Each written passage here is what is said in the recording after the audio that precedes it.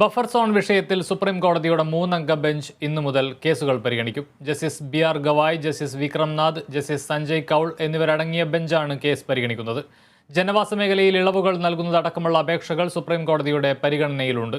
വന്യജീവി സങ്കേതങ്ങൾക്കും ദേശീയ സംരക്ഷിത ഉദ്യാനങ്ങൾക്കും ചുറ്റും 1 കിലോമീറ്റർ ബഫർ സോൺ നിർബന്ധമാക്കി സുപ്രീം കോടതി കഴിഞ്ഞ വർഷം ജൂൺ 3-ന് പുറപ്പെടുവിച്ച വിധിയിൽ ഇളവ് വേണമെന്നാവശ്യപ്പെട്ടാണ് കേന്ദ്ര സർക്കാരിന്റെ അപേക്ഷ.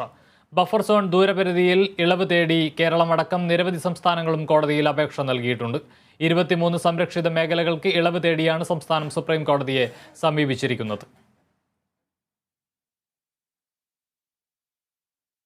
തോഷഖാന കേസിൽ പാകിസ്ഥാൻ മുൻ പ്രധാനമന്ത്രി ഇമ്രാൻഖാനെ അറസ്റ്റ് ചെയ്യാനുള്ള നീക്കം തുടർന്ന് പോലീസ്.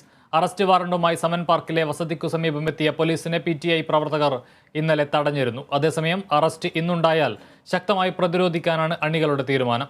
ഈ മാസം 5-ന് ഇമ്രാൻഖാനെ അറസ്റ്റ് ചെയ്യാൻ ഇസ്ലാമാബാദ് പോലീസ് എത്തിയെങ്കിലും സാധിച്ചിരുന്നില്ല. അതിനിടെ ലാഹോറിൽ ഇന്റർനെറ്റ് സേവനം വിച്ഛേദിച്ചു.